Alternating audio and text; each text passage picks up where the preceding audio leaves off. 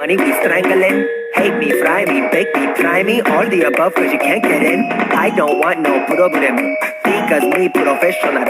Make you shake your kettle, thank you. Haters take it personal, like a Canada.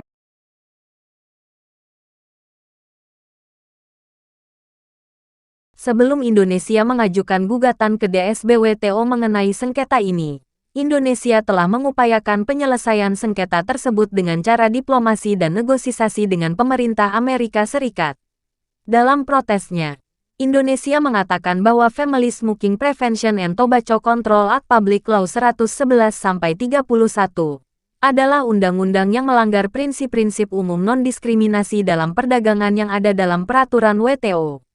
Yang pada akhirnya, pemerintah Indonesia secara resmi mengajukan permintaan pembentukan panel yang diungkapkan dalam sidang Dispute Settlement Body, DSB, World Trade Organization, WTO, pada tanggal 22 Juni tahun 2010 di Jenewa sebagai upaya hukum untuk sengketa komersial. Setelah DSB WTO mensetujui untuk membentuk sebuah panel, selanjutnya 3 orang akan ditunjuk sebagai anggota panel.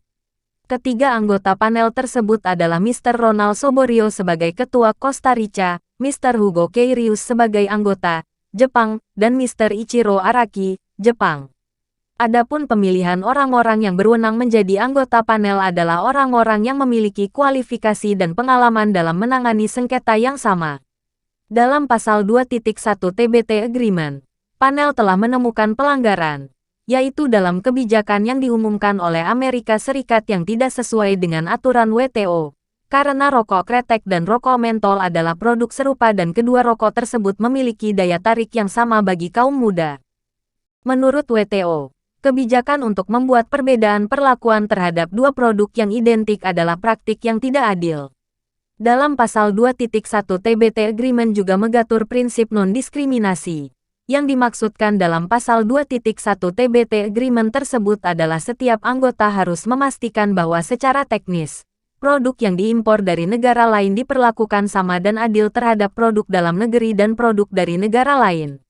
Jika ada diskriminasi terhadap barang-barang yang sejenis, maka telah terjadi pelanggaran terhadap prinsip non-diskriminasi.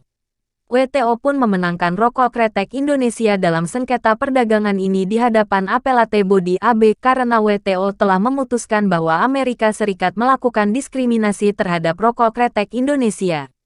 Kemenangan Indonesia atas sengketa ini dicatat dalam Rekorse to Artikel 22.2 of DSU by Indonesia atau kasus United States, Measures Affecting the Production of Clove Cigarettes. WTO memperkuat keputusan panel pada tanggal 2 September tahun 2011, hingga akhirnya pada tanggal 5 Januari tahun 2012, Amerika Serikat mengajukan banding ke Appellate Body WTO. Appellate Body memutuskan untuk mendukung temuan panel bahwa Amerika Serikat mengeluarkan kebijakan yang tidak konsisten dan melanggar prinsip non-diskriminasi. Pada tanggal 4 April tahun 2012, Badan Penyelesaian Sengketa WTO memperkuat putusan dari panel bahwa Indonesia telah menang dalam sengketa ini.